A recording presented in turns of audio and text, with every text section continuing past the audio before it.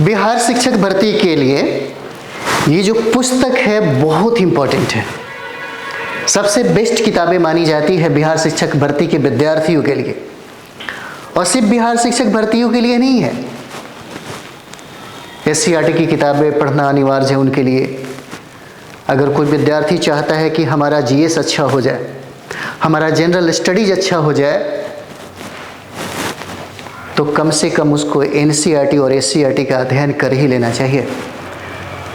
बिहार शिक्षक भर्ती के लिए तो अनिवार्य है पढ़ना कि SCERT एक बार अगर पढ़ लेते हैं तो निश्चित तौर पे आप कंप्लीट कर जाएंगे, क्योंकि यहाँ पर 4.0 की तुरंत अभी आने वाली है, और 4.0 की तैयारी करने वाले जो विद्यार्थी जो SCERT पे अपना कमांड कर रहे हैं उनका ही रिजल्ट होता है। अधिकतर वैसे विद्यार्थी हैं जो फाइट किए हैं।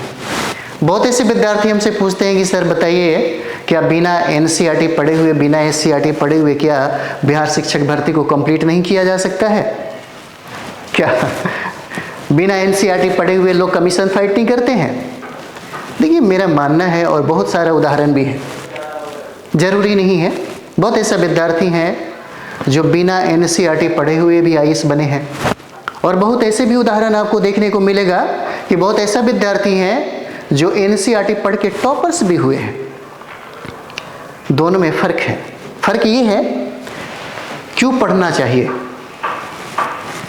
क्यों पढ़ना चाहिए, है ना। NCERT की जो किताबें हैं क्यों पढ़ना चाहिए? तो देखिए, जिनका बैकग्राउंड नहीं है, जिनका बेहतर एकेडमिक कभी नहीं मिला, जिन विद्यार्थियों का सब्जेक्ट में कमांड नहीं है, सब्जेक्ट का समझ नहीं है, उनको अनिवार्य है कम से कम एक बार जरूर NCERT का, SCERT का अध्ययन कर ले, है ना। क्योंकि बाकी जो चीज़ें जो प्रारंभ होगा, जो आगे का जो क्लास होगा, उस क्लास को बेहतर तरीके से समझने के लिए SCERT का समझ पहले होना बहुत ज़रूरी है। जैसे PT के लिए बहुत अनिवार्य है। PT अब बिना NCERT और SCERT पढ़े हुए काम नहीं चलेगा। जैसे आपने देखा होगा, बहुत ऐसे आयोग के द्वारा भी ये सुझाव दिया जाता है, विद्यार्थियों को बोला जाता है, जैसे BPSC आयोग ने ये सुझाव दिया था कि अब आपको, है ना, NCERT और SCERT की किताबें पढ़ के आनी होगी। यानी कि पहले से आपको सूचित कर दिया, आपके पास सोर्स का भी संकेत मिल चुका है कि आप ये किताबें पढ़िए, हमारा जो भी प्रश्न रहेगा इसी किताबों के संदर्भ में ही हम प्रश्न पूछे जाएंगे, मतलब पूछेंगे। तो आप देखते होंगे अधिकतर ऐसे प्रश्न पूछे जाते हैं जो एनालिसिस होता है, और जब आप SCERT पढ़ते हैं तो आपका सब्जेक्ट के प्रति समझ बढ़ जाता है। सब्जेक्ट के प्रति जब समझ बढ़ेगा तो निश्चित तौर पे 60% जो प्रश्न पूछे जाते हैं एनालिसिस टाइप से, है ना, जो कॉन्सेप्ट टाइप का जो प्रश्न रहता है वो आपसे बन जाएगा। और इस किताब को पढ़ने के साथ सिर्फ कॉन्सेप्ट ही नहीं बल्कि फैक्ट का भी कमांड आपको हो जाता है। जैसे बहुत ऐसे किताबें, जैसे लुसेंट वगैरह आप पढ़ते होंगे, आज पढ़ें और कल आप भूल जाते हैं, पता ही नहीं चलता हमने पढ़ा क्या था। लेकिन जब आप SCERT की किताबें और NCERT की किताबें जब आप पढ़ते हैं तो उस चीज़ों को कुछ दिनों तक याद रखने में मतलब सहूलियत मिलती है, क्योंकि आपके दिमाग में बहुत सारा कहानी चलता है, कॉन्सेप्ट है ना, तारतम्यता है कि इसके बाद ये हुआ होगा, घटनाक्रम को भी याद रखना आसान हो जाता है। तो ये सब चीज़ें हैं जो SCERT और NCERT से ये सब चीज़ें हमको सीखने को मिलता है। इसीलिए हम कहना चाहेंगे कि अगर आप बिहार शिक्षक भर्ती का एग्ज़ाम दे रहे हैं तो एक बार 6 से लेकर के 10th या 10+2 तक ज़रूर आप पढ़ें।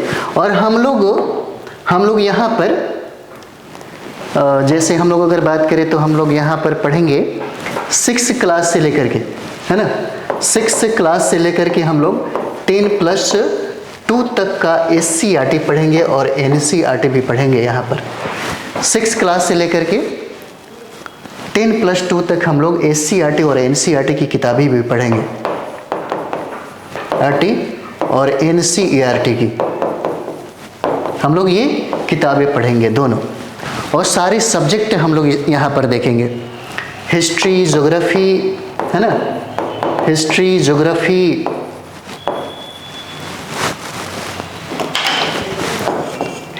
ज्योग्राफी, पॉलिटी, है ना, पॉलिटी, साइंस, ये सारे के सारे सब्जेक्ट हम लोग यहाँ पर, है ना, देखेंगे।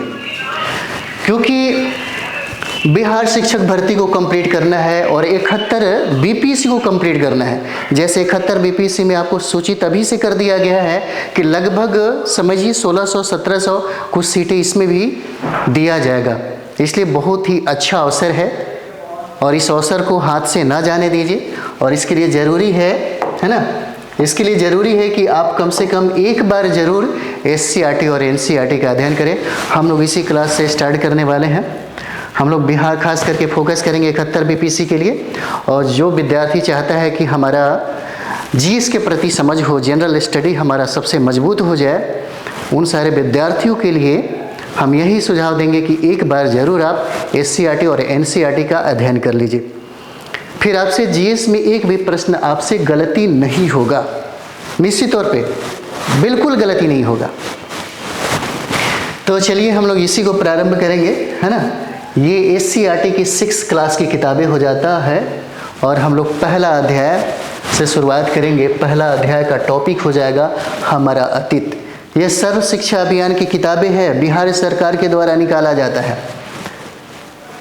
अगर हम लोग 64, 65, 63 बीपीएससी की बात करें तो यहाँ से पीटी और मेन, जो विद्यार्थी पीटी और मेन, इस किताब का इतना योगदान था कि इस किताब को अगर आपने अच्छे तरीके से पढ़ लिया तो पीटी भी कंप्लीट कर जाते थे और मेंस भी बहुत ही ज़्यादा इससे आपको फ़ायदा होता था पढ़ करके। इतना इसमें पावर है, इतना आपको शक्ति देता है। आगे की क्लास की सामना करने के लिए एनसीईआरटी और एससीईआरटी की किताबें पढ़ना ज़रूरी है। जब तक यहाँ से बेसिक चीज़ें आपको अगर जानकारी नहीं है तो आगे का जो भी टॉपिक होगा आपके लिए समझना बड़ा मुश्किल होगा। इसलिए एनसीईआरटी और एससीईआरटी का एक बार अध्ययन करना ज़रूरी है ना।